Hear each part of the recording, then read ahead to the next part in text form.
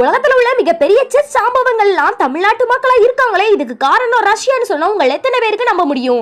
1960களில் அந்த டைம்ல செஸ்ல கொடி கட்டி பறந்த நாடுதான் சோவியத் ரஷ்யா.